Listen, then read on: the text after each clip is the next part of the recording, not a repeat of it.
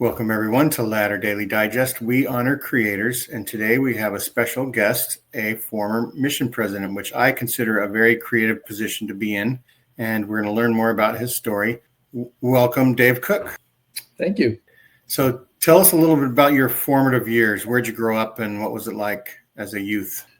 I grew up in northern Utah, Ogden, Utah, which was kind of, according to some people in Utah at the time, they called it Dogden, the sort of the bottom of the rung, but it was a great the other side of the tracks. Yeah, exactly.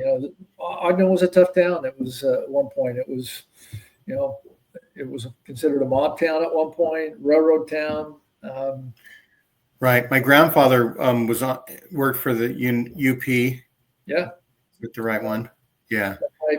Both my father's and my mother's family ended up in Utah as a result of the railroad, but had the largest non-LDS population in Utah at the time. Wow. Which was, I thought that was a good thing. I had plenty of friends growing up that were not LDS, and it was never an issue for anybody. So I was born there and stayed in Ogden until I went to one of my mission. I really felt like I had an ideal childhood in many ways. My parents, I was the youngest of three. My parents were a bit older when I came along, and so I was kind of left to roam a bit. Were you the surprise child? I think or they just waited a little bit. No, I don't know. I think they would say I was more of the miracle child, but my mom was told not to have any more kids after my brother, and so I came along 9 years later. In fact, the night before I was born, cesarean section, my dad asked our stake patriarch, who was a neighbor just down the street, to come and help give a blessing. And he gave a blessing and told them I would be a boy and that some characteristics. And as a result of that blessing and that communication, that's where my first and middle name came from. The patriarch's name was Lawrence Malin. So it was a great place and a great time. I graduated from Ogden High School in 1976, which probably at the time had the largest minority population of any high school in Utah, maybe similar to West High, but a very substantial Latino population and Black population. Did you do any school sports?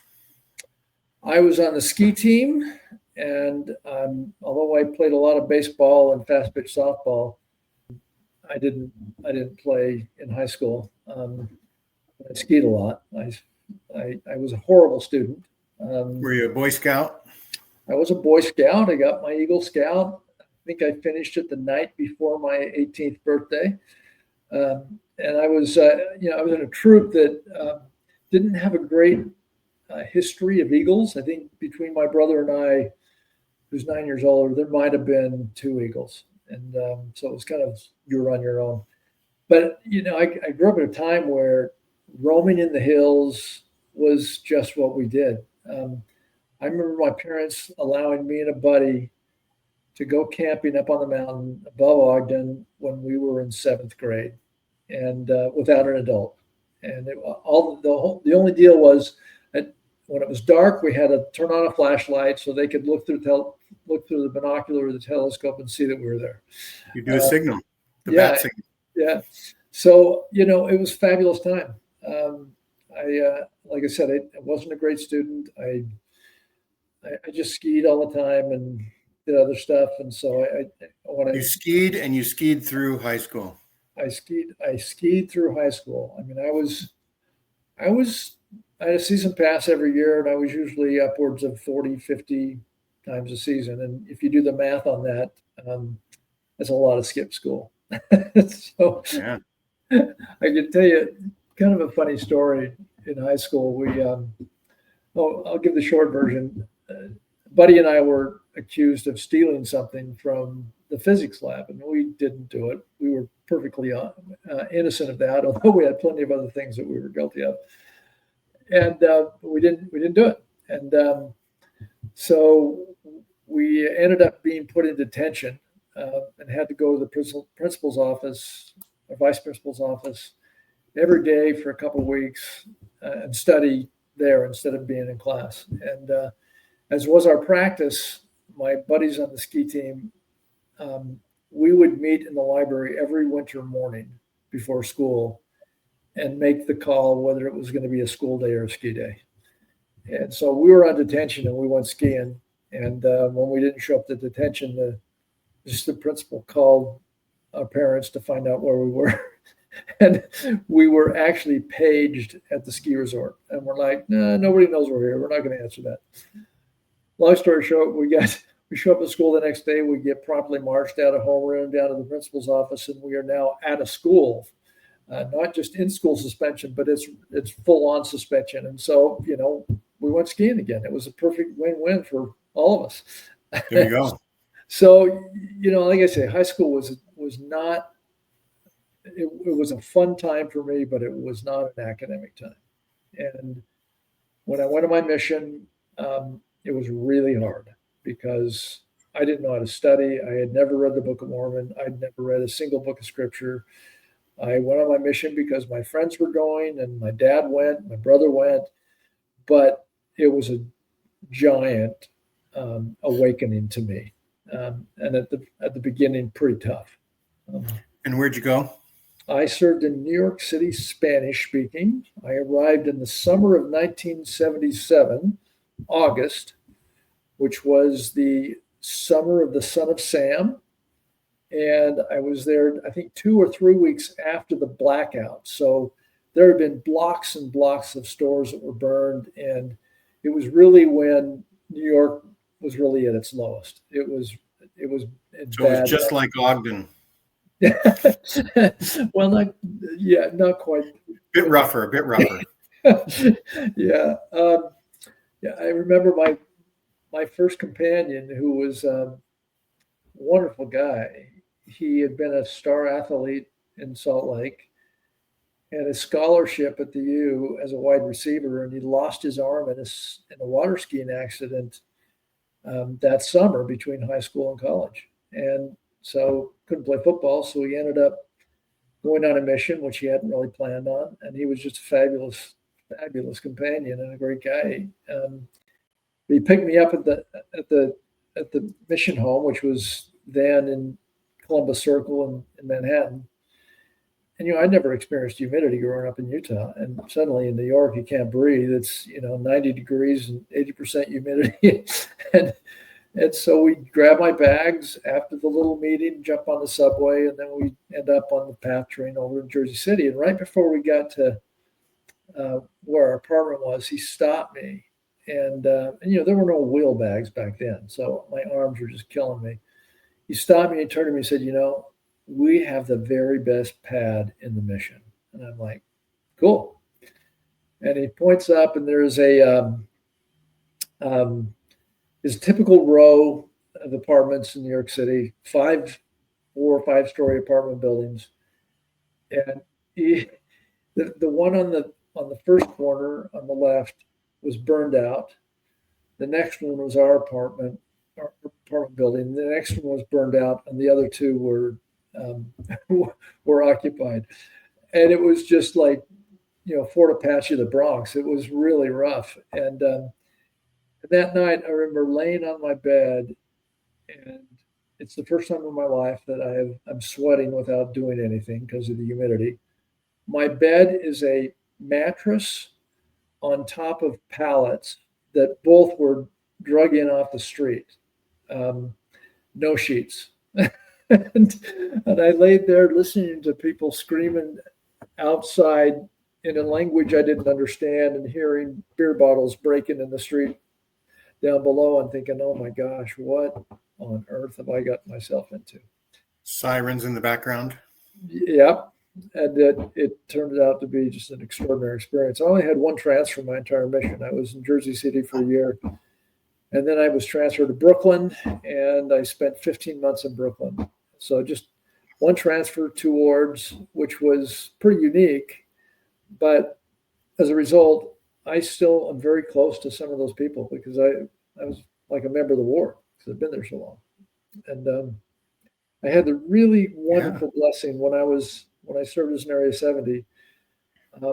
I was assigned to preside at a state conference in Brooklyn where I had served, and it was so cool to go back. Like a family reunion. Yeah, and see people that a woman that we had baptized the night before I left home or left for home was there, and she was elderly. She was dying of cancer, and to see her come up and give me and my wife a hug and talk to our kids was just really remarkable. So it was a hard Yeah. mission, but it was really it changed my life in just enormous ways. I went from being a lousy student in high school to post mission graduating magna cum laude. So it was a it was good for me. Did you have one mission president or two? I had one, and he was Roland Wright. He was a World War II fighter pilot and a lawyer, and um, he is one of a few other reasons or examples why I decided to go to law school. And so after you return from your mission, it's time to get married. What happens? Or go to college? Or both? Well, I had gone to one quarter of college at Weber before the mission, and it was my mom was a secretary there at one of the departments, and she came home one day and just handed me a schedule and said, "I've registered you for school. Here's your schedule." I'm like, okay, and I didn't do great, didn't do terrible that first quarter, but post mission, I had changed a lot in my attitude and my love for read. I'd gained a love for reading, and my mission president allowed me. I wanted to read more than just the mission library, the standard library, and he says, once you read both English and Spanish twice, come to me and I'll give you books. And so I was able to read a ton of stuff. And but post mission, other than the quarter that I got engaged, which was a little bit of a fall off, I had a 4.0 most of the rest of college, and Okay. had a great experience. And so you were thinking of becoming a lawyer. So what was your undergraduate? My undergrad was I had a double major in, or excuse me, I majored in political science and had a double minor in English and Spanish, and almost a third minor in philosophy. So for So pretty Spanish, you much, test out of some of the courses, yeah. So pretty much, get some you know, quick four credits. four areas of study that I had to go to law school. There's not much I could do with those three areas, but so That's right. And so then you do you go straight to law school or do a master's or what?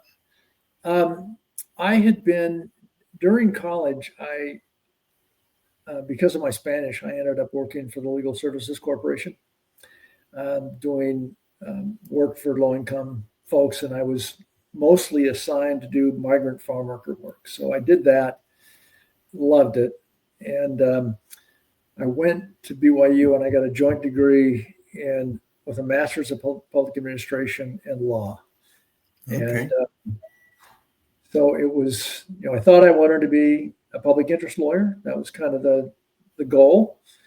But being that we got married young and started a family young, and my wife chose not to work, we had some substantial student loans, and I kind of realized that public service work wasn't going to pay those loans, and ended up taking a different track. There you go. And so did you move? Where'd you move right after getting your degree? My first job at law school was I had one of my areas of emphasis in my master's in public finance, public debt finance, bond work, and I got a job with an investment banking firm doing municipal bond financing projects, big public projects in Denver. And I've worked on a couple of big projects with large banking syndicates of other banks in New York and other places because the financings were so big. And in the course of that, I met some investment bankers from New York and was recruited and went back and interviewed with a couple of New York banks and had offers. And one of my best buddies in law school was a Rochester native, and he was working at a firm in Rochester. And he said, as long as you're going to be in New York, why don't you come up to Rochester and interview with our law firm. And I said, I don't know, this investment banking stuff's kind of fun. I don't know if I want to practice law. And he said, well, just take the fly out and come and see me instead. So I did, and I interviewed with the firm, and I just really it was a very easy interview because I didn't really care, Long story short, I ended up with an offer. I took it. And ironically, it wasn't 3-4 months later when there was a stock market crash in like October of '87, if I remember, and it put the whole municipal bond market into a free fall. And one of those banks that I had an offer from went out of business, and the other one contracted their public finance department into virtually nothing. So I would have been without a job if I had gone to Manhattan. Even though and you might have signed a housing contract that was substantially higher as well that you'd be on the hook for. Exactly. And so I joined this law firm in Rochester, and because I'd been in investment banking for a year, they just assumed I wanted to be a corporate guy. And I'm like, no, I have no idea, no desire to write corporate financing documents. I don't mind negotiating them, which is what the bankers did, but I don't want to write them. And so they said, what do you want to do? And I'm like, why don't you let me rotate through a couple of different departments in the firm? It was a large firm, 250 lawyers. And so they put me through the litigation department, the labor department, and the environmental department. And even though I didn't like the substantive work as much in the environmental group as the others, I really liked the partners and how they modeled their professional lives. And so I ended up doing environmental work. I became a partner in the environmental group. I can't remember, probably about maybe 8 years after I was there. And around that same time, I had a substantial, highly publicly visible lawsuit where I represented a migrant farm worker from Haiti, elderly, at the time he was 66. That's what I'm 67 now. But he was beat up by the cops and for no reason. And so I represented him in federal court, my first trial, got a great result. There was a lot of publicity around it. And following that, the head of our litigation group came to me and said, hey, Dave, why don't you just come to litigation and do trial work? And I said, I don't really know the rules of evidence that well. And he said, don't worry, none of us do. You'll figure it out. So I moved over to the litigation group, and I've been doing trial work ever since. I still do a lot of environmental work. So you learn by doing. Exactly. And what were your callings in the church around this time? So when I first moved here, I was a gospel doctrine teacher, and 3 months after we got here, I was called into the mission presidency, a counselor to the mission president. Ironically, the mission president was an investment banker in Salt Lake, and although we had never met, we were on some of the same deals, and I knew him, he knew who I was, but he was a senior guy. So I ended up as a counselor to him, and I served 3 years with him, and then I was called. So what does a mission president counselor do? Depends on the mission president. It really is. I mean, it's kind of an undefined call. And I was a counselor to 4 different mission presidents. And 2 of them used me extensively. And 2 of them almost like I didn't have a call. So and there was a break in between. So I served as counselor to the mission president, and then was called as bishop. I think I was 30 at the time. Served there for just under 5 years, and then went back into the mission presidency. And then I got called into the stake presidency as a counselor. Served there for 1 year as a counselor, and then was called a stake president and served for 9 years, and then was called as an Area 70.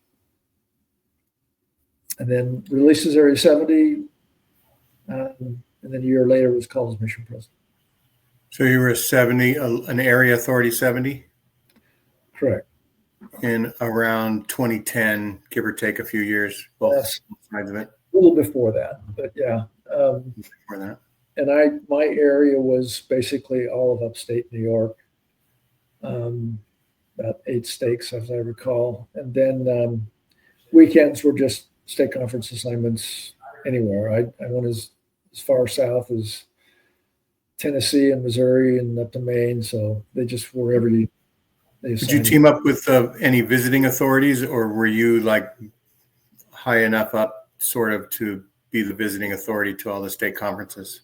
Well, when there's a stake reorganization, you're usually teamed up with a general authority, either an apostle or a 70.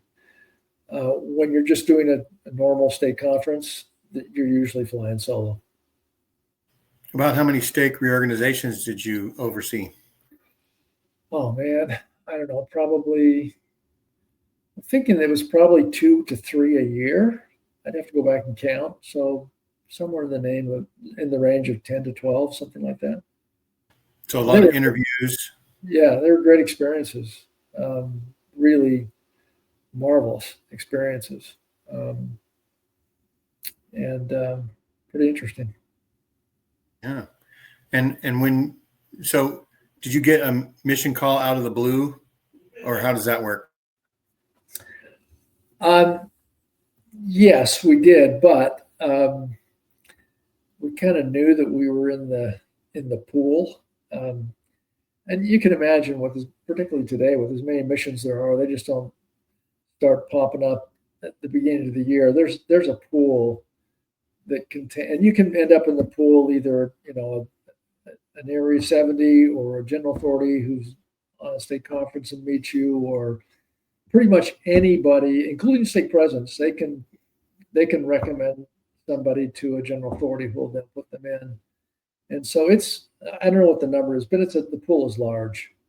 And we sort of knew that we were in the pool from a comment that somebody else had said to me at the time I was released as a 70. But, we had no inkling of if or when. And, the reality is, if you want to be a mission president, you're crazy. But it's one of those things. Not a piece of cake. Somebody once said, it's the kind of experience you wouldn't wish on your worst enemy, but you wouldn't want your best friend to miss it. And so I've said my condolences to people that have been called bishops before, and you're saying it's even worse to be a mission president? Mission president is the way I described it to my law partners. When I came back, they said, what was it like? And I said, it was like being on trial for 3 years straight, where you're every day you are on, and there's no break-in time. You just hit the ground. And in our case, our mission was brand new. It had just been reorganized, and the office staff, we had no senior couples. We just had an office staff that was made up of missionaries from the 2 missions that were broken, the portions that were broken off and combined in our mission. And they ran the mission for about a week without us. And we got there, and it was like we didn't know anything. And prior to going down there, is there like a mission president training area? There's a mission president seminar that's like the week before you go. And it's usually at the MTC. That's where we went. And I had listened to there's recordings of the talks and the trainings that are done each year. There used to be anyway. And I would get them as a counselor in the mission presidency and as an Area 70. So I had probably listened to well over 10 years of those. And it's a fairly consistent training. And the irony is every mission president has muscle memory from their own mission and their own mission president. And what they tell you repeatedly, the brethren say, don't try to run the mission like your own mission president did. And yet you see it all the time. That's why it takes so long in the church for certain counsel or initiatives or direction from the senior leadership to actually make it to where it needs to be. It's almost like when you're a kid, you think to yourself, as you're getting married, I'm not going to be like my dad if, say, not everything was rosy.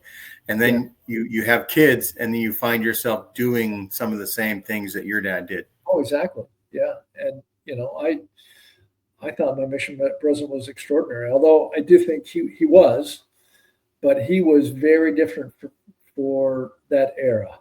I was on my mission at the time where there were a lot of missions, particularly Tokyo South and some others that were really pushing numbers and baptisms. My mission president wasn't that way at all.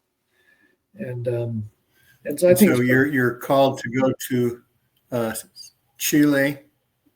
Right. What mission? It was a recreated mission called Chile Santiago South. It had been in existence previously and then disbanded and absorbed into some other missions. And they reorganized it. It was very small geographically. It was only 16 miles long and 11 miles wide, which is about the same size of our ward in New York. But in that area, there was about 2 million people. There were 8 stakes and about 50 wards. And how many members in 8 stakes? I'll get the number wrong, but I want to say there were 50,000 members on the rolls. 35,000 maybe? It could have been. I just can't remember. I have to go back and look at the numbers, but I think you sent me something, and 35,000 seems like it was right. That's probably right. And our first Sunday there, I think the total attendance was in 7 stakes was maybe 2,000, something like that. And we sacrament meeting attendance. Yeah, exactly.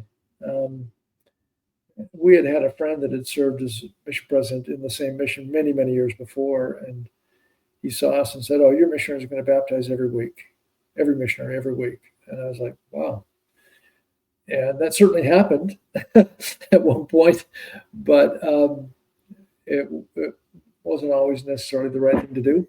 And in fact, Preach My Gospel was really the result of President Hinckley being concerned about some practices that he saw in Chile and in Guatemala. And it was a reaction to that. And so when we got there, it was really, even though, like I said, I'd served as a mission president or a counselor before mission president, been a 70, been a stake president. I thought I knew missionary work. And it was like, I have no idea. I have no idea what to do. And it was a very humbling experience because it drove me to my knees. The first week I was there, I had an interview or a meeting with one of the stake presidents. Young guy, he was probably maybe 32 and taxi driver in the most difficult part of the mission in terms of just being rough. And our mission in general was the most part, it was the poorest part of Metro Santiago, with the problems that go along with that in terms of crime and other whatnot. And I sat down with him and I asked him about his ward, the wards in his stake, and kind of went through it. I'm writing down numbers as I'm going of how many members of the ward and how many attending. And I get to the end and I add it up, and it was a frighteningly low number for the number of wards. And I just said, "What happened?" And he shared with me some experiences that he was aware of. And I got in the car that night and I drove to the mission home and I wept. And I sort of prayed out loud and I said, "God, I have no idea what to do. You're going to have to help me figure it out." And so it was quite an interesting experience to kind of have that process and how it did play out over the next couple of years. And how many missionaries did you have at the start since they were opening up? It was new. I'm trying to remember. I think when we first got there, we had about maybe 120 or so. And during the course of the 3 years, we had a little over 500. I think the highest we got up to at what time was probably around 250, maybe 220, something like that. That's pretty close to like a mission average, 200 to 250 or something. Yeah. And they were about 50% Latin from all over Latin America and about 50% North American. So do you put in like labor requests to Salt Lake? Do you say, hey, we need more people that can have these skills? And or what happens? They just send whatever they have? Well, I never put in a request other than, we wanted some senior couples to at least run the office. And it was probably 4 months before we had our first couple, and they were great. They were just extraordinary. He had been a missionary in Argentina. She didn't speak any English whatsoever, or any Spanish whatsoever. And it was pretty hard on her at first, but finally, she sort of spoke this version of like pig Latin Spanish that was mostly a mixture of English and hand signals, and the missionaries loved it. They just absolutely adored her, and they were fantastic. And over the course of the 3 years, we had a total of 3 couples. I think 3, maybe 4, but they were invaluable. Yeah, and so you're new into the new mission. You're trying to figure out. I guess you have to figure out assignments. You have to figure out all kinds of things. I guess you put in a lot of hours. Yeah, it was. If I said this, I'm sorry, but my law partners, when I came back, would ask me what it was like. And I said it was like being on trial for 2 years straight. And what I mean by that is when you're on trial, you're up early in the morning, getting ready for that day's trial, reviewing transcripts and getting ready for it. And at night, you're going over what happened that day. And a typical day for me was up no later than 7 and rarely in bed before 2 a.m. And, it was, like I said, I thought I knew a lot about missionary work, and I realized that everything I knew based on the conditions that we found didn't apply. And so I couldn't just keep doing the same thing or else we'd get the same results. And I suppose you wanted to focus on reactivation with the numbers. Yeah, absolutely. The way they were. We felt like we couldn't develop real growth in those wards unless there was a stronger base. And so what we did, and we had extraordinary support from the area presidency. But what we basically told our missionaries is, look, your job is to build these wards and strengthen them. And we only, Preach My Gospel has a whole series of what they call key indicators that missionaries would report. And we just said, all I want to report is the lessons you teach, the hours of service you give, and reactivations and baptism. And we said, look, for us, a reactivation is the same as a baptism. We're not going to separate the two. And we really told them to go out and strengthen the wards. Eventually, we got approval from the area presidency to have our missionaries serve in ward callings. A lot of them served as branch clerks, elders quorum presidencies, teachers. And we did this for it started probably our second month, maybe. And it was going great. And then I got a call out of nowhere from a member of the area presidency. And he said, hey, what are you guys doing over there? And I was like, well, we're just doing the work. What do you mean? And he said, well, something's going on that's not normal. And I said, well, what do you mean? He said, well, you're the only mission in South America South that has an increase in sacrament attendance in the past 6 years. It had been dropping. And so he said, "What are you doing?" So I kind of shared a little bit with him, and he said, "Okay, don't change anything. I'm going to come over and visit." So he flew over from Argentina. I met with our zone leaders. Our zone leader council, what consisted of the zone leaders, the assistants, and the system training leaders, and just listened to them. And we kept doing it, and then it eventually got turned into a pilot program, an official pilot program for us and a couple of other missions, and then it went area wide. But it was a really change in the paradigm, and it was all about, we're not just counting sheep, we're feeding sheep. And I wanted our missionaries to be really embedded in the wards as opposed to being in and out. Like I said, I had one transfer on my mission, and I thought it was fabulous. And we left missionaries in wards for a long time. It was, and these were small areas. I mean, you can imagine in a 16-mile area with 8 stakes and 50 wards, these were small, some of them. And what type of service activity would the missionaries do for the members? Do you have a handle on that? Yeah, well, it was, we did 2 things. One is we said, serve the members and then serve the community. And we called 2 additional assistants. We called them assistants for public affairs. And we said, you go out and you find projects. And they worked with municipalities and they worked with churches and just went out and found these opportunities.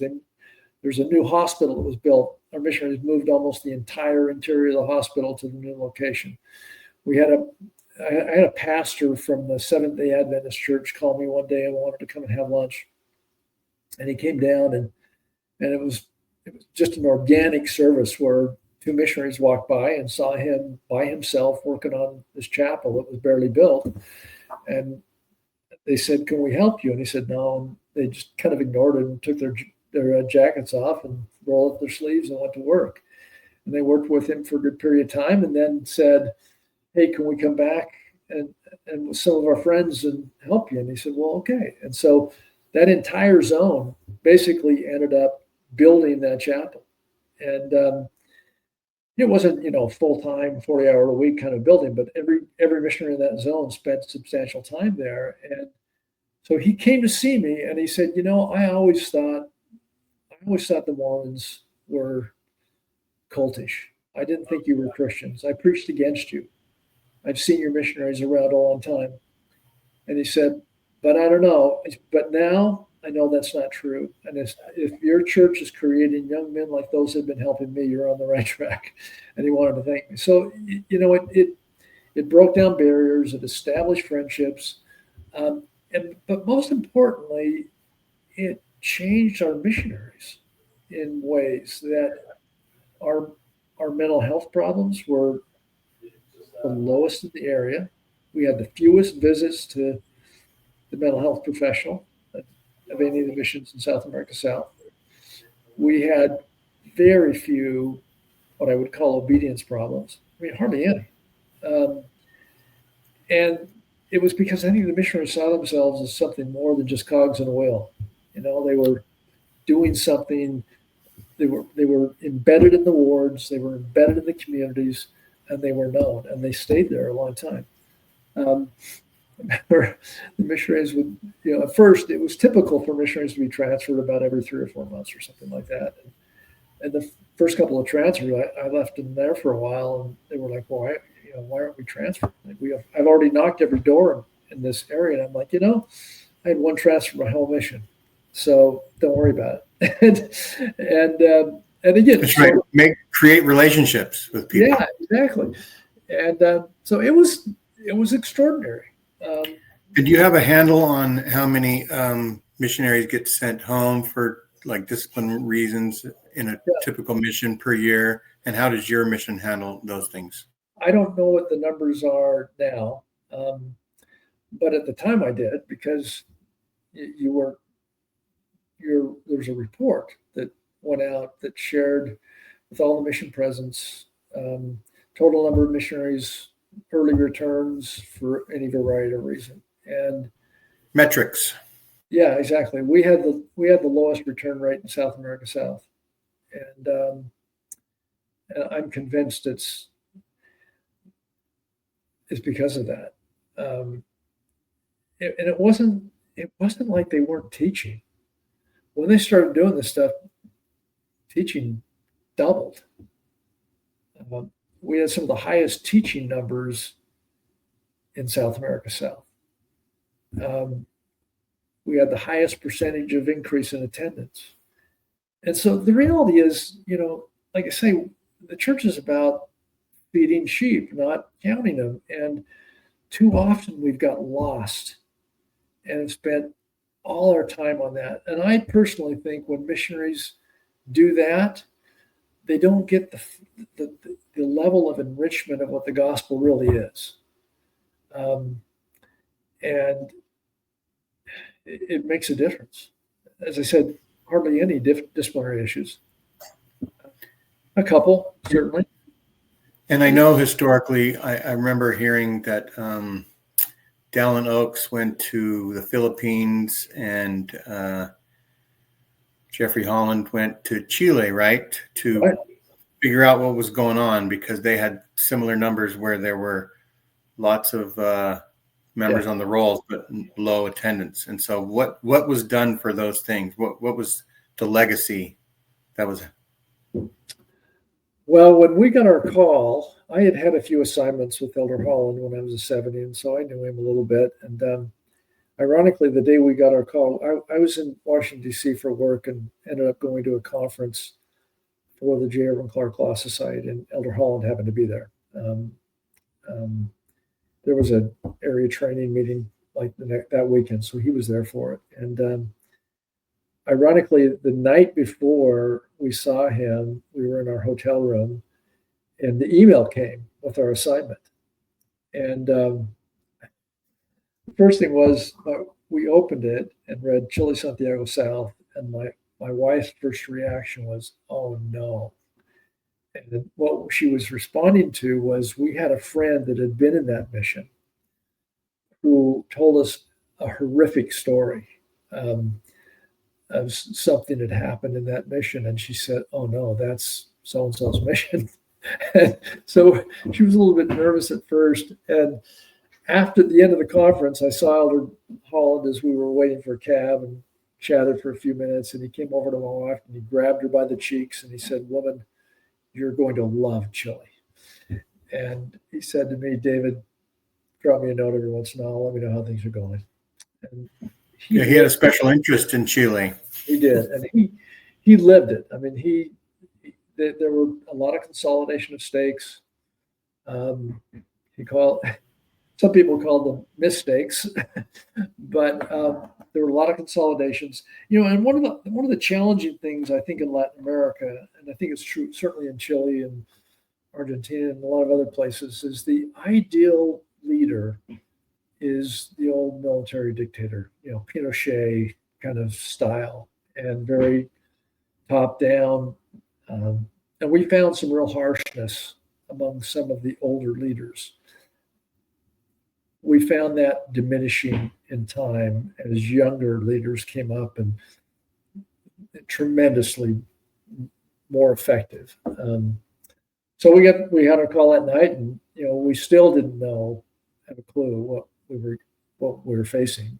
And we get there the first day, and the missionaries there. We had lunch with them, and we were blending two missions. We had 6 zones. I think it was 6 zones from the Rancagua mission to the south, and 2 zones from the Santiago West mission that was north of us. And their cultures couldn't have been more different. One was extremely strict and rigid, very obedient, but a bit robotic. The other one was really great teachers, but a little loosey-goosey.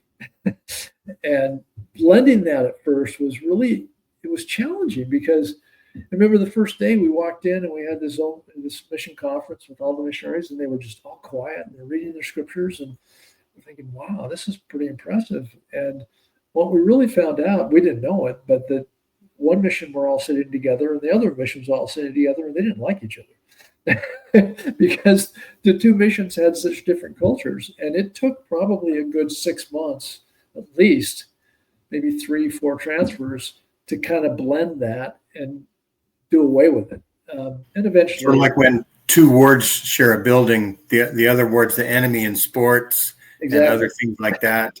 And they look different and they talk different. And so they had to get used to each other. Yeah. But eventually it all came out in the wash. Did you have any team building exercises for conference or? Not really. I was never sort of into that. I had a great mission president, and the men that I served as a counselor with, I never saw any of that. It was just, let's teach the doctrine and inspire them. And we really tried to do that. We didn't do we did some sort of skills development, but not a lot. It was really mostly doctrinal and inspiration. We tried to establish a culture that was trust based.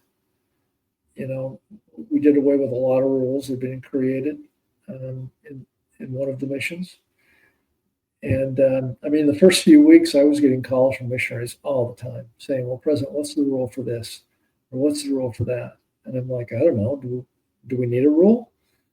and finally, after a couple of weeks of just being frustrated with these calls and these, same thing being repeated, we were in a zone conference. I said, look, elders and sisters, just get the Spirit and do what you think you should do. Don't call me about what every rule that you think you need. Just, you got the White Handbook. Let's go with that. Nothing else.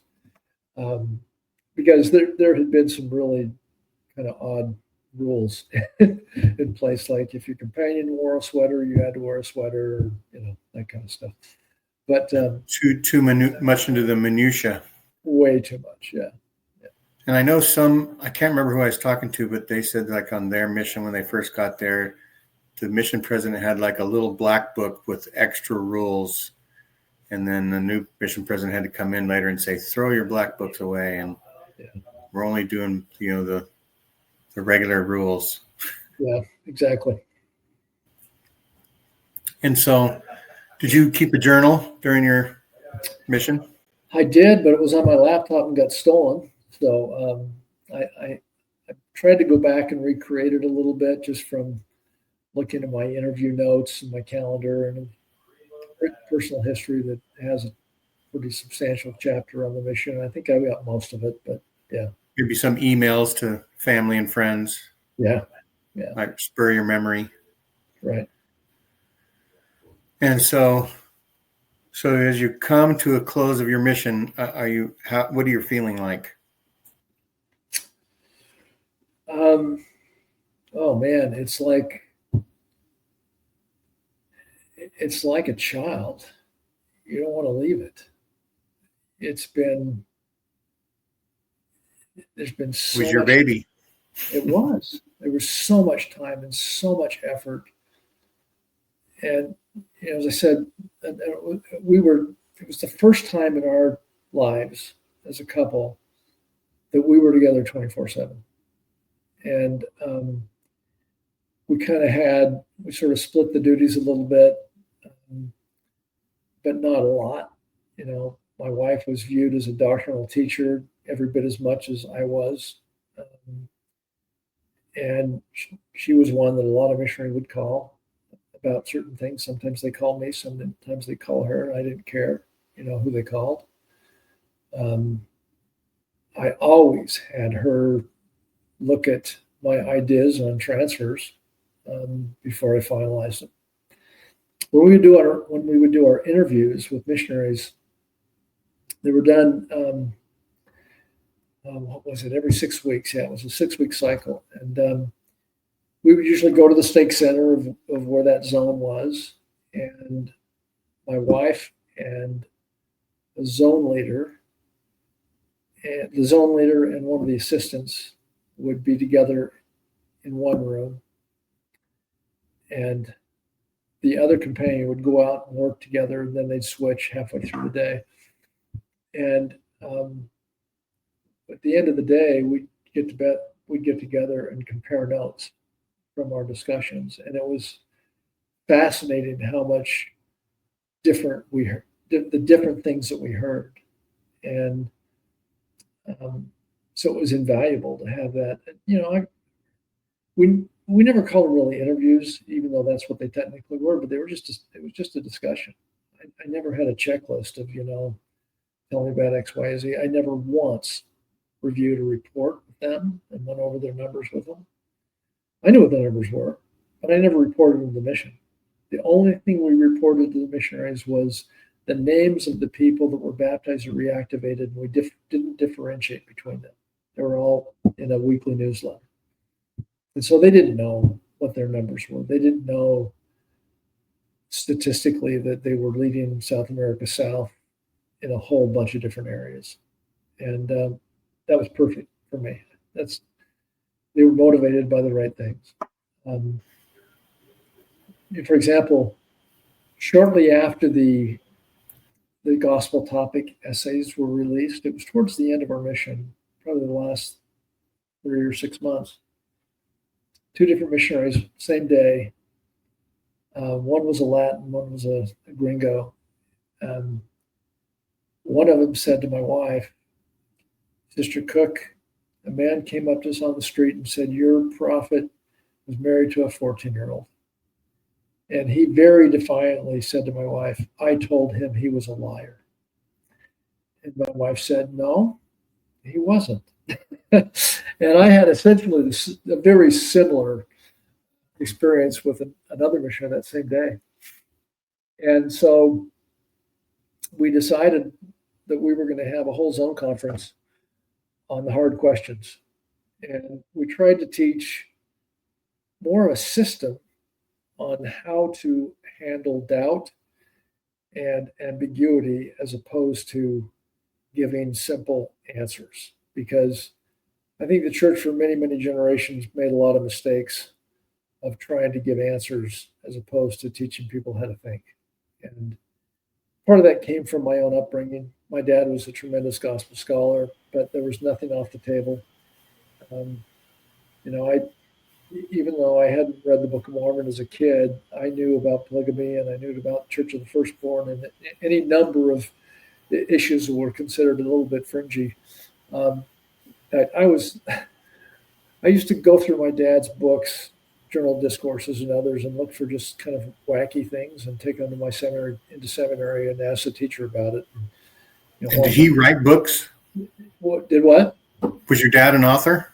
No, tremendous letter writer, but not a book writer. But so I'd been exposed to all those questions, and so when they came up later in life, I never had any kind of crisis of faith or any awakening. It was, well, yeah, it's because there's human beings involved in this process, and they all have failings, and there's mistakes at every step of the way, and there always will be. So we tried to teach this methodology to our missionaries of how to navigate that as opposed to, throw it out one way or the other. And I mean, a lot of people tend to, when that happens to them, if they've not been exposed, they take one of 2 reactions. One is, well, I'm done with the church if I was lied to, or they double down and say, well, that's not true. That can't be the case. Anti-Mormon lies. Exactly. Exactly. And so, and the reality is, if you read religious history of the world, human history, we're no different in the sense of the humanity of our leaders. And we've I think done a disservice to some generations as to putting them at such a high level. Humans are complex, and I think the correlation in the church that started in the 60s and we experienced a little bit in the 70s, where, I don't know, by the time I was 55, I felt like I had heard every lesson 5 times by then. Yeah, exactly. And I was never shocked because I was exposed to stuff. My great grandfather, my mother's grandfather, he was a member of the 12, and we heard stories of experiences that he had. He was the last apostle that had been a polygamist. he was called the same day as David O. McKay, who was the first one who had not been. Who was that? His name was Your relative? Orson F. Whitney. Okay. And so, growing up in a home where Dad had been not a member as a young boy, and Mom was a member but raised by grandparents because her parents were disaffected. I don't think it was ever doctrinal; it was just lifestyle kinds of things. It was like I said earlier, I was inoculated from those issues, and I think that's such a better way than trying to teach a sanitized version of things. And I think the church is doing a much better job on that. Like the Saints series Saints series says a lot more history. Yeah, I mean, the footnotes in Saints are tremendous. I mean, it's the narrative is good, but anybody that wants to dig a little deeper in the footnotes, it's there. And I know some of the authors that worked on it, they've done, I think, a really good job. Way better than we had when I was a missionary in terms of the quality of church history that we had accessible. And I think the church the brethren are very aware, and are trying to make the adjustments that to help that, because we're a different world. Somebody hears something, all it takes is a Google search, and unfortunately, usually they end up in a place that's not only antagonistic but very harsh. And there's a way to balance these things. I guess I was exposed mainly both at home and in college. I was exposed to great Mormon thinkers, Eugene England, Old Benyon, Duff Hanks.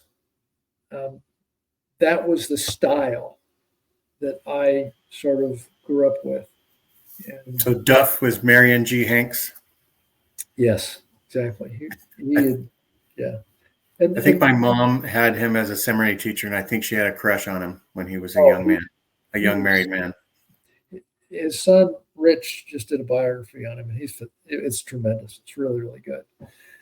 But I think I went through what I would call now my angry young man phase in law school, which I think is not that uncommon for young law students, where you're being taught to question everything. And so I'm in that phase. I'm still active. I'm going to church, but I'm like if you had been Catholic, you would start questioning whether the sacrament actually turned into the flesh and blood of Jesus as you ate it. Exactly. And I ended up really being influenced by the writings of England and Benyon.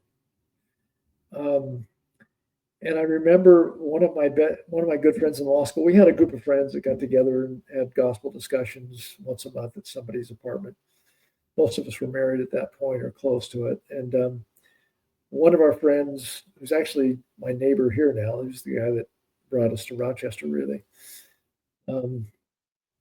He was the Elders Quorum president to Eugene England in his ward.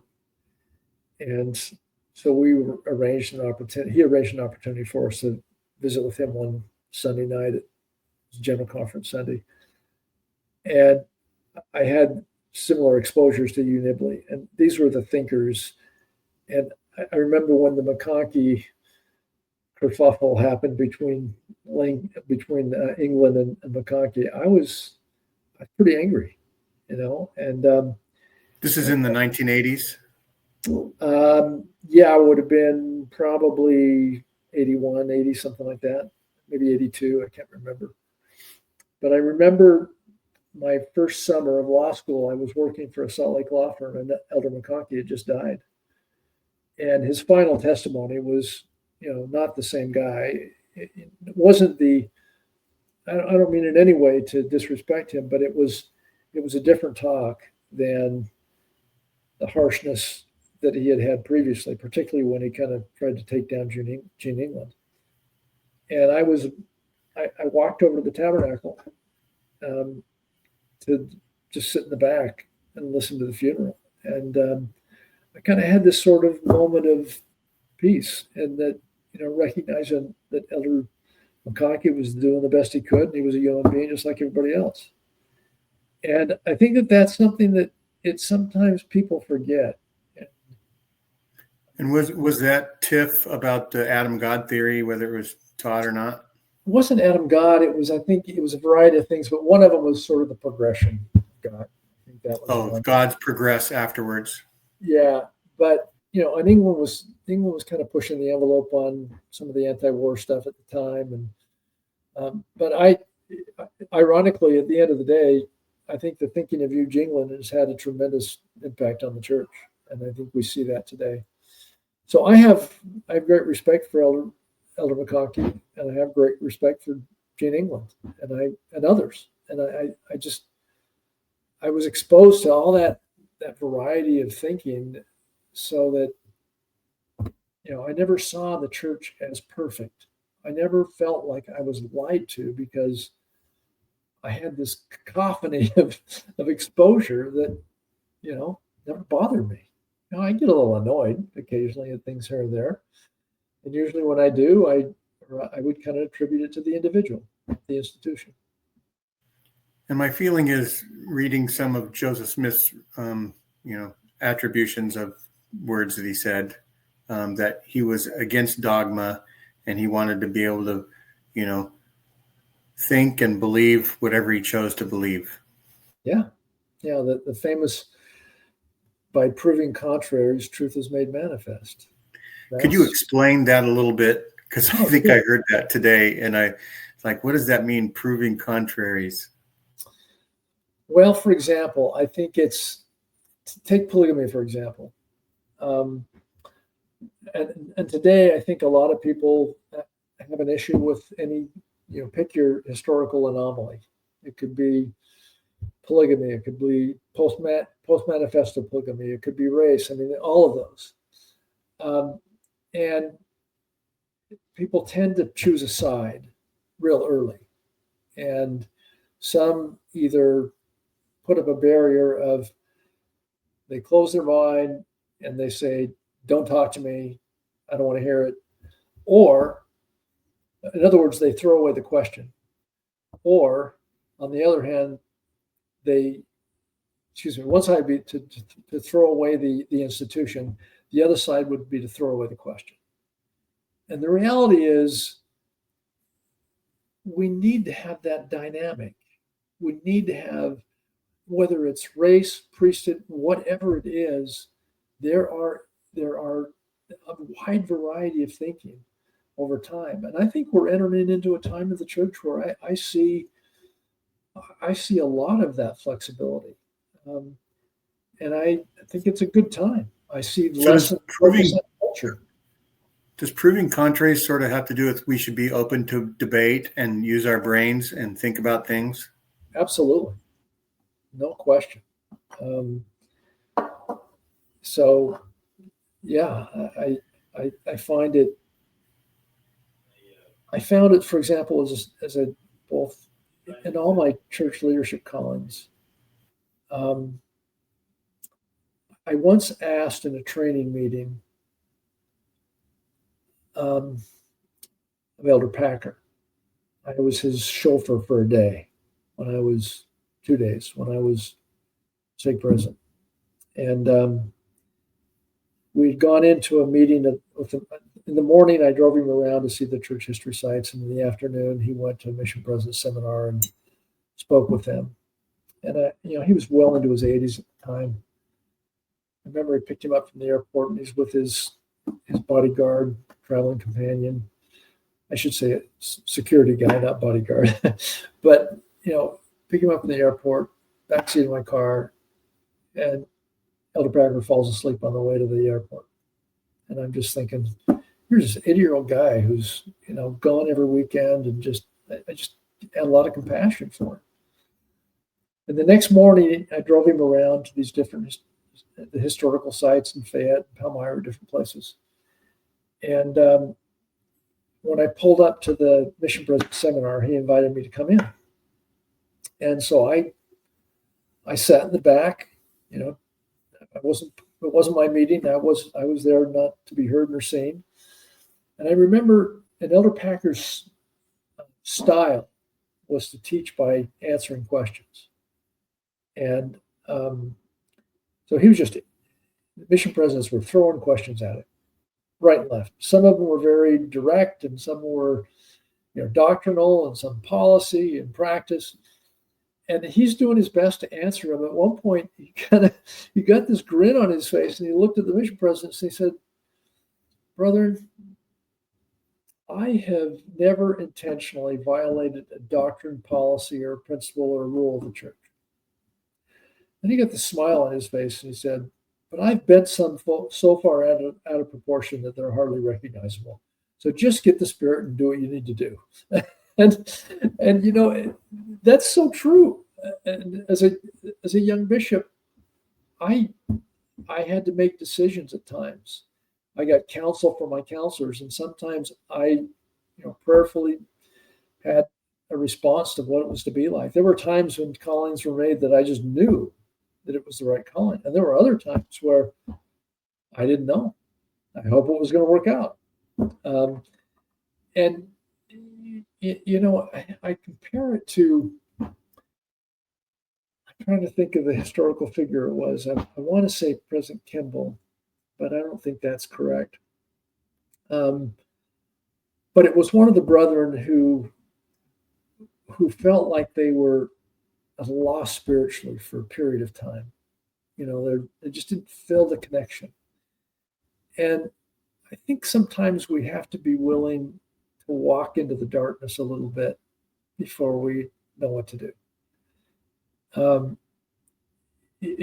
Even dealing with church policies sometimes, that should be the default, but it is not a commandment.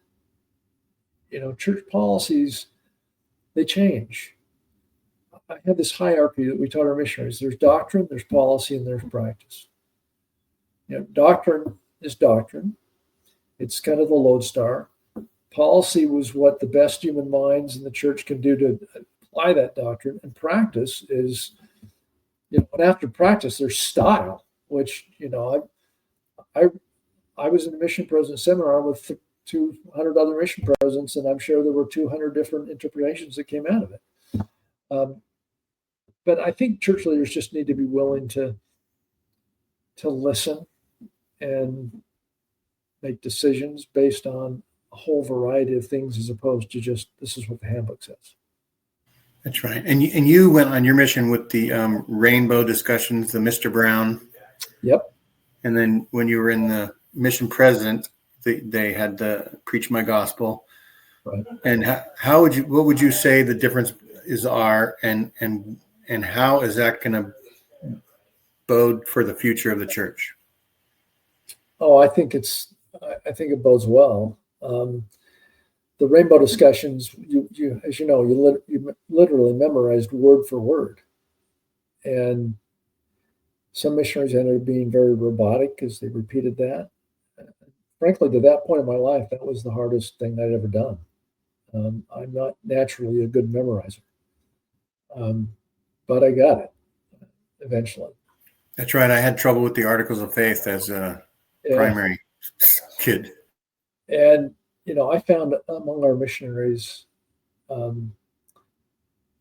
we had a lot of skills development in zone, done in zone conferences. And we tried to help them understand how to listen to the questions and respond to questions, not necessarily with just a bunch of easy answers, but with a methodology, and understand what the question was and how, as opposed to giving a checklist of this is the way it is. And I think for the most part, we're improving in the church. My current calling is I teach the 15-year-olds in Sunday school. I wanted the 16-year-olds because my granddaughter's in there, but they didn't grant my request. But my son's in the bishopric, so I'll never forgive him. But I'm loving it. I'm really having a good time. My co-teaching companion is this great guy. He's a convert from Boston. Grew up basically on the streets. Was an enforcer for the Irish mob. so and he approaches these lessons almost like one of the kids. But there's no set in the curriculum of a bunch of answers or questions and answers. It's here's the topic, here's some historical references, go with it. And that's going back to the way it was in the early days of the church before they had manuals. And so I think that's we're heading more and more in that direction. I've seen it over the last 10 years. It's getting better. And what it requires of us, both missionaries and members, we need to do the work of studying and doctrine. And when I was first married, I was called to teach the Blazers in our ward, and they were awful. And I was just really struggling. And I went to my parents for Sunday dinner one day, and I was complaining to my dad. And I'm like, what do I do? He said to me, how long are you spending in preparing your lesson? And I said, maybe an hour Sunday morning. And he laughed at me. And I was like, I'm here for emotional support, and you're laughing at me. And he said, look, when you're spending at least 8 hours in the preparation of teach for 1 hour, and if you're having problems, then come and see me and we'll talk. And it was a great lesson. And so I did. And I never had to go talk to him because, we have this idea that we can read an Ensign article, or we can, read what Come Follow Me says, but I don't think we have a level of gospel scholarship that there was a few generations ago. So the preparation added to the body of your lesson, and it created a fuller experience that maybe engaged the children more. Yeah. And, when you know the doctrine and the history of what you're teaching, I find that you're much more open to inspiration as you're going, because you can bob and weave and grab and take from different areas of the things that you studied. Now, I think and I had some great teachers in the church that have been able to do that. I think when you and I were kids, there was a lot of pioneer worship and Joseph Smith and Brigham Young. And now it seems like there's trying to do a more Savior-centered approach to the gospel. How is that working? I think it all depends on the teachers. Depends on the leadership of the ward and how they approach it. I think you're right. When I was a kid, it seemed like it was basically pay your tithe and obey the word of wisdom, and they're coming to get us. we're kind of the general themes. Now, that's not the case. So the persecution complex? Yeah, it's gone. Particularly in our ward in New York, it's probably substantially different than some other places just because we have a pretty diverse ward. We're in a relatively wealthy suburb, but we have a lot more diverse than I would have seen growing up in Utah. We've got Hispanic and Black and Korean and Chinese and Tongan, and so a pretty wide variety of members with all across the spectrum in terms of their experience and understanding. It's great. We talked a little bit about some of the changes, but how was technology used on you as a mission president? So we were before the iPad era. And I know a lot of mission presidents were a little worried. There was a couple of missions that were doing pilots when we were there. And some of the mission presidents were really worried about it, that it would be a tool of distraction.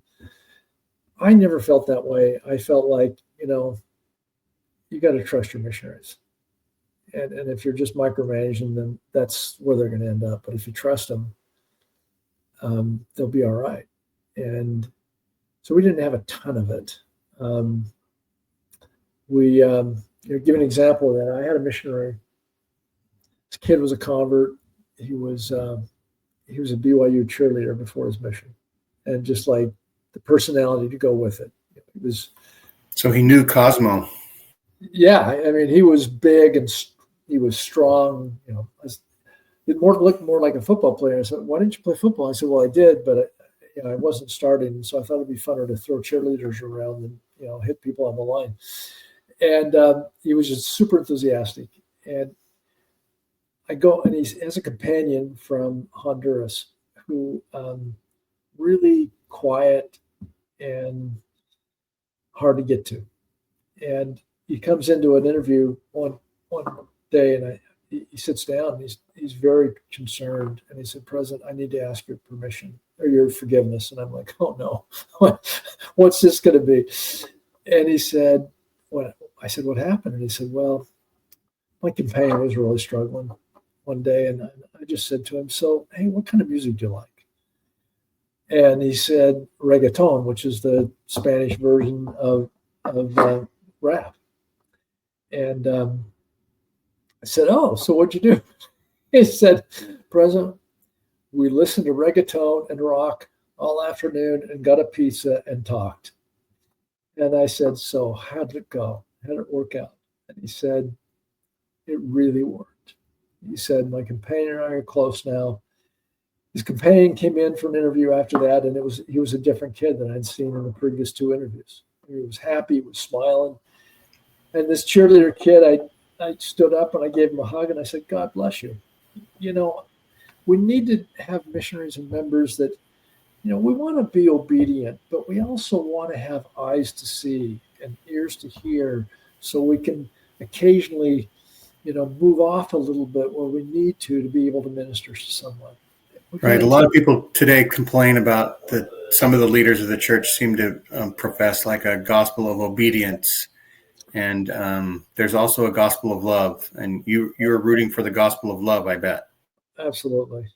And I've had a lot of experience with various general authorities, and I find the vast majority are much more inclined towards that flexibility and gospel of love. Not all, certainly not all. Some are very rigid on any variety of things. But I think over time, we're going to see generations change a little bit. And I'm thrilled to see what the church will look like in another 20 years or 30 years. Who knows? I think an article came out recently that talked about how the church was going to be better to the women. And does that mean anything to you? Well, they better be. My wife used to say, we have 4 boys, and she dreamed of girls. We didn't have any. I remember she spoke at a state conference once. It was after I was released, and she said, "I always dreamed of raising young feminists, and I don't have that. I don't have that privilege." But she said, I am raising husbands for yours." So, she's great. And I've heard somebody say feminism just means equality. Yeah. And it's not, I think we're coming a long ways. I think the church has moved a long ways. And I think we'll continue to change and develop. For example, I've done a lot of interfaith work. When I first moved here, I became involved with Habitat for Humanity and ended up being elected the president of the board. Came home that night from that meeting, and the stake president called and asked to come over, and he called me to be bishop. And I said, "President, I just took on this role as president of the board. My practice is really busy, demanding. What should I do? Should I resign from Habitat?" And he said, "No, don't do it. That will send the wrong message. I don't know how you do it, but you'll figure it out." So you helped build houses while you were bishop? Yeah, but my role in Habitat initially was I was responsible for working with the faith community. So frequently on a Sunday, I'd go to sacrament meeting, and then I would go to a Presbyterian or a Baptist church or Lutheran, and I would speak to them on what we used to call the theology of the hammer, which was basically the theology of Habitat was behind it. And so I met a lot of pastors in that process. And just to kind of tie this in, I was also involved in what we called the the interfaith dialogue, where the Interfaith Organization of Rochester had grew out of the riots in the 60s, and it was initially primarily the mainline churches. And when I was involved with Habitat, they wanted to expand their mission to be broader than just the mainline churches. And one of the pastors that I had come to know pretty well said to me, well, do you think the Latter-day Saints would like to be involved with this? And I said, well, let me check. And so I talked to the stake president, and he said, yeah, run with it. And so we're kind of participating and everything's cool. And then all of a sudden I get a call one day and they say, the Lutherans want to have a talk. So I go over with this pastor, this Presbyterian pastor, and we sit down with a couple of Lutheran pastors, and they're like, we don't mean this as an offense, but we're not sure Latter-day Saints are Christian and really ought to be involved in this Christian-based organization. And a lot of people would take offense to that, but it really was an honest question. It wasn't exclusive. It was, we're not sure the theology is Christian. And so I said, well, let's have a talk. Let's meet and discuss what we each believe. Well, that led to a fairly lengthy dialogue. And I think it was every week or every other week, we met for a period of months in which all the denominational leaders of the Baptists, the Presbyterians, the Catholics, they all had somebody at the table. And we would all go around and kind of express our doctrinal position and then have a discussion about it. It was a great experience. And the very last topic we had before we were going to wrap it up was Christ as Savior and Sovereign. And the night we discussed that, I was the one selected to give the LDS position. And I did, and at the end, there was some discussion. And at the very end, the woman that was the representative for the Catholic diocese, she turned to me, and my stake president who was with me, and we'd become dear friends. And she started to cry, and she said, "I'm sorry, but I have to read this letter." And she reads this letter that's brutal. It's really harsh about, Mormons don't worship the same God. They're not Christian, and it was pretty rough. And at the end of the meeting, the Presbyterian representative, who was a legend in Rochester, he'd been very involved in the civil rights movement, just big, imposing guy, white hair and beard. It was just, striking. And I had walked over from work that night, taken the bus over, and he offered to give me a ride home. And so he drove to my home, and came in afterwards and met my wife, and he said to me, "Dave, don't worry about that. I know the bishop. The bishop didn't write that, even though it was under his signature. It was written by a diocesan lawyer. Those guys, they're theologians and sit in cubicles all day. They don't have any practical religious application." He said, "Don't worry about it." And so what happened was they created a separate category of membership called Partners in Community Service. We're like, okay, fine, whatever. Several years later, I've been retained. I'm then stake president. I've been retained by the church to represent them on the Palmyra Temple. And long story, I won't go into that. But when it was first announced, before it was announced, there were only two people that knew about it, me and another guy. And I was told by President Hinckley what was going on and not to say anything. So I didn't. Well, then after it gets announced, before it's announced, we start on the legal work, my law firm, and is handling it. And because the temple straddles two counties and two townships, it required 4 approvals, 2 towns and 2 townships. And New York zoning law is pretty tricky. And if there's a hiccup on one of those, it could have been delayed forever. And we sort of had a sense based on the timing that even though President Hinckley didn't tell us, that he had in mind a dedication to be on April 6, 2000, which means there was no room for any errors along the way. So we go to the first meeting. The announcement was made like the early of 1999, so they had to quickly get it done. Yeah. He came out here in March of 99, and then the temple, and visited the site. And then the temple was dedicated April 6th of 2000. And so there's no room for error. And we go into the first meeting of the town of Palmyra. And we know there's some opposition building. And we're prepared for legally to deal with it. And the meeting starts, and there's a few negative comments. And I'm sitting in the front, so I'm not turning around to look who's making the comments. I'm just sitting there with one of my partners.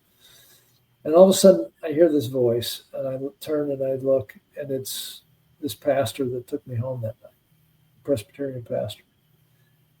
And I hadn't talked to him for a couple of years, and I didn't tell him about it. He saw a news report in the paper. He came on his own, and after these initial negative comments, he stood up and he said, "Look, the Latter-day Saints are some of the finest members in our communities. And if you do not approve this project, it will be a permanent stain upon your records and upon this town." And it was done with such power and humility, no one dared speak afterwards. It was just, there were no more comments. It was silent. They go into executive session. They're out for, 5 or 10 minutes and come back, and the project's approved. And then the other 3 meetings, it was just dominoes. And, when I look back at that, I saw this sort of, this divine thread, if you will. I was frustrated with things, and ended up with Habitat, ended up doing interfaith work, ended up doing that dialogue and having a friendship with this pastor. And I'm not saying in any way that I'm special in any of that, but I just saw this sort of natural thread that ran through these things. And, as I said, in a lot of ways, I'm a big skeptic on a lot of things, culturally mainly. But I've seen the hand of the Lord in things. I've had experiences I can't explain by natural reasoning. Experiences in the mission, things that happened that just were uncanny, or putting companions together that ended up really being extraordinarily important. Helping each other out. Yeah. And so, and let me end with this. So right before we went on our mission, my wife at that point is the regional public affairs director for the church. And she's serving on the board of that organization, the Greater Rochester Community of Churches. And right before we left on the mission, her last meeting, she had announced the meeting before that we'd been called and she'd be resigning. And they said, "Hey, the next meeting, bring Dave. We'd like to say goodbye to you." So we go, and Kathleen gives her final remarks, and everybody's in tears, and I'm in tears.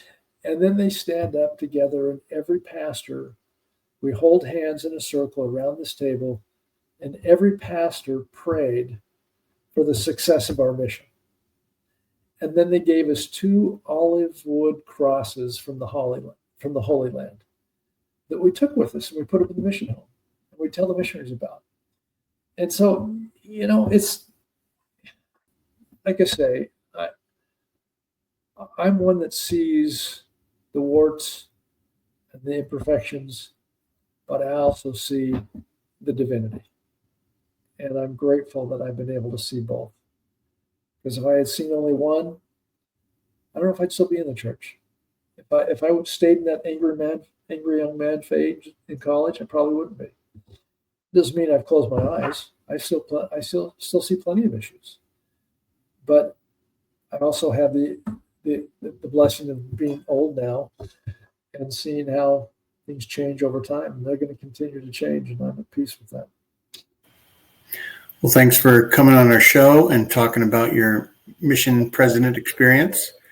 I think that there is a good future for the church if people keep on trying to have love as the basis of what they're trying to do to each other. Love one another is a good saying, I think. Absolutely. Yeah, and it means everybody too, right? It means the interfaith, it means the Presbyterians, it means the Buddhists, it means the Hindu, everybody, right? All of God's children will say. Oh, exactly. If Mother Teresa doesn't make it, the Celestial Kingdom, there's no hope for me. And any number of people. So absolutely right. That's right. Well, thanks everybody for watching. Do the things, like and subscribe, and share this with anybody that that could use these lessons learned. And have a great rest of 2025. Bye-bye. Thank you.